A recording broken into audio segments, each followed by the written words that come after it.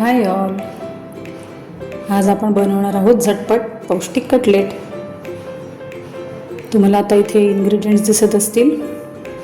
बारीक चिरलेला बटाटा, बारीक चिरलेलं गाजर, बारीक चिरलेलं बीटरूट, इथे आपण आलं आणि लसूण हे सुद्धा बारीक चिरून घेतलं आहे. कोथिंबीर बारीक चिरलेली आहे.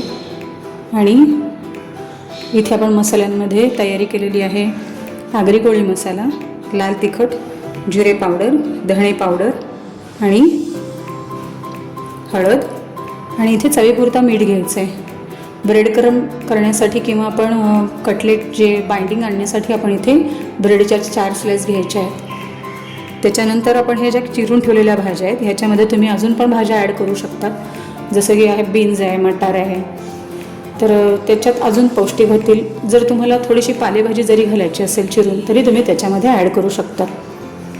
तसंच आपल्याला शॅलो फ्राय करण्यासाठी आपण इथे तेल घेतलं आहे. तुम्हाला आवडत असेल तर तुम्ही इथे साजूकचं तूपसुद्धा घेऊ शकतात. तर हेल्दी ऑइल घ्यायचं, जे तुम्ही रोजच्या स्वयंपाकात वापरू शकतात तेच.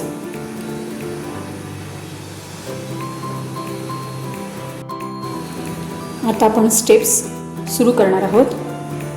पहिल्यांदा हा जो कुकर आहे याच्यामध्ये आपण ह्या सगळ्या ज्या चिरून घेतलेल्या भाज्या आहेत ह्या आपण 3 शिट्ट्या काढून मऊसर शिजवून घेणार आहोत.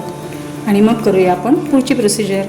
या सगळ्या भाज्या मी अशा ह्या भांड्यामध्ये ठेवून घेतल्या आहेत. आपले मसाले सगळे बाजूला आहेत. ब्रेड क्रम, मीठ आणि तेल अजून बाजूला आहे. तर आता ह्या एकत्र केलेल्या सगळ्या भाज्या मी कुकरमध्ये शिजायला ठेवणार आहे आणि नॉर्मल शिट्ट्या आपल्याला काढून घ्यायच्या आहेत. तर माझा कुकर लहान आहे त्याच्यामुळे मी माझ्या अंदाजानुसार भाज्या मऊ शिजेपर्यंत ह्याच्यामध्ये शिट्ट्या काढून घेईन. तुमचा नेहमीचा कुकर जो असेल त्याच्यामध्ये तुम्ही 3-4 शिट्ट्या जेवढं अन्न शिजवायला करणार असाल तेवढ्या शिट्ट्या पुरेशा आहेत.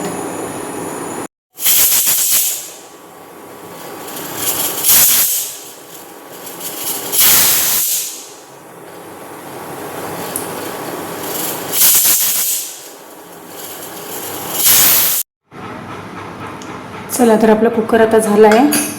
शिट्टी निघाली त्याची. आतमध्ये शिजलेल्या सगळ्या भाज्या आपण एकदा काढून बघून घेऊया शिजल्या आहेत का.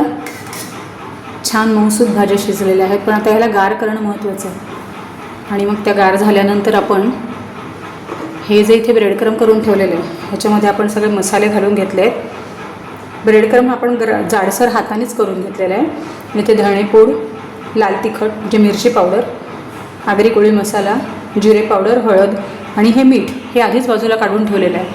आता आपल्या ह्या भाज्या ज्या गार झाल्यानंतर आपण ह्याच्यामध्ये घालणार आहोत आणि हे सगळं जिन्नस एकसारखं करून घेणार आहोत. हे आता थंड झालेल्या भाज्या आपण ह्या मिश्रणात घातलेल्या आहेत. आता आपण हे सगळं एकजीव करून ह्याच्या पॅटीज बनवून घेऊया आणि रव्यामध्ये छान घोळवून घेऊया आणि मग शॅलो फ्राय करायच्या. आता तुम्हाला इथे दिसतंय की कटलेटला सुंदर आकार देऊन मी ते आता ताटलीमध्ये रवा पसरवला आहे त्याच्यावर ते घोळवून घेणार आहे. आणि इथे सीझनिंग करत ठेवलेला तवा आहे त्याच्यावर ते शॅलो फ्राय करून घेणार आहे. आता ही आहे आपली शेवटची स्टेप आणि मग नंतर सुंदर आणि चविष्ट असे झटपट होणारे कटलेट खायला तयार.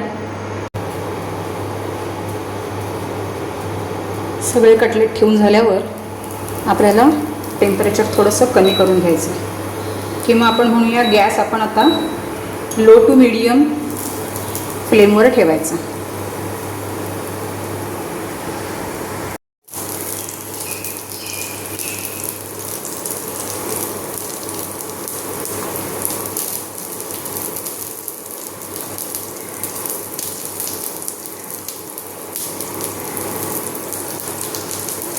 असं थोडंसं तेल सोडून घेतलेलं आहे आणि आता 2 मिनिट झालेले आहे आणि असा छान खमंग वास सुटायला सुरुवात झाली आहे. आपण आता आधी जो पहिला टाकलेला कटलेट होता तो आपण उलटून घेऊया, म्हणजे अंदाज येईल अजून त्याला किती वेळ व्हायला लागतो आहे. तर भाज्या छान शिजल्या पाहिजेत. जर तुम्ही हे भराभर असे शॅलो फ्राय केलेत तर थोडासा कच्चटपणा जाणवू शकतो.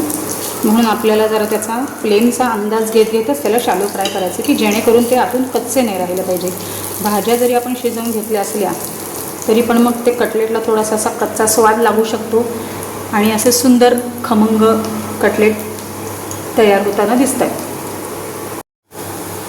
चला तर आपण दोन्ही बाजूने हे कटलेट छान भाजून घेतलेले आहेत आणि आता आपण एका हे प्लेटमध्ये काढून घेऊया.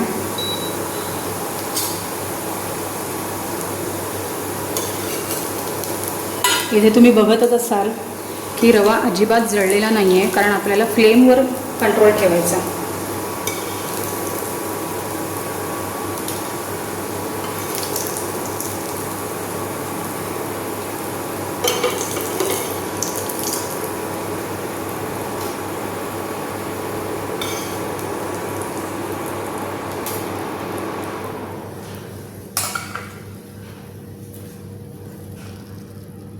कसे वाटले तुम्हाला कटलेट? नक्की सांगा. बनवा, चव घ्या.